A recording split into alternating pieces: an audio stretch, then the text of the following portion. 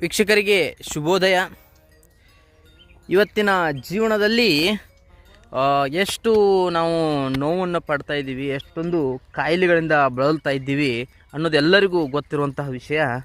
ಆದರೆ ಇದಕ್ಕೆ ಒಂದು ರಾಮಬಾಣವಾಗಿ ನಮಗೆ ಸಿಗುವಂತಹ, ಎಲ್ಲರಿಗೂ ಸಿಗುವಂಥ ಒಂದು ಔಷಧಿ ಏನಂತಂದರೆ, ಆದರೆ ಅದು ಮೊದಲಿನಿಂದನೂ ರೂಢಿಯಲ್ಲಿರಬೇಕು. ಆ ಔಷಧಿ ಏನಂತಂದರೆ ಇದೇ ನೋಡಿ, ಬೇವು.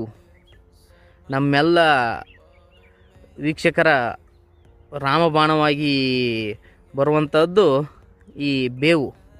ಪ್ರತಿನಿತ್ಯ ಇದನ್ನು ಯಾವ ವ್ಯಕ್ತಿ ಸೇವಿಸ್ತಾ ಇರ್ತಾನೋ ಆ ವ್ಯಕ್ತಿಗೆ ಯಾವ ಕಾಯಿಲೆನೂ ಇರೋದಿಲ್ಲ, ಯಾವ ರೋಗನೂ ಇರೋದಿಲ್ಲ.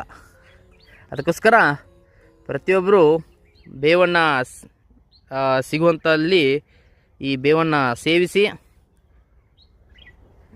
ನಿಮ್ಮ ಆರೋಗ್ಯವನ್ನು ಚೆನ್ನಾಗಿ ಕಾಪಾಡಿಕೊಳ್ಳಿ.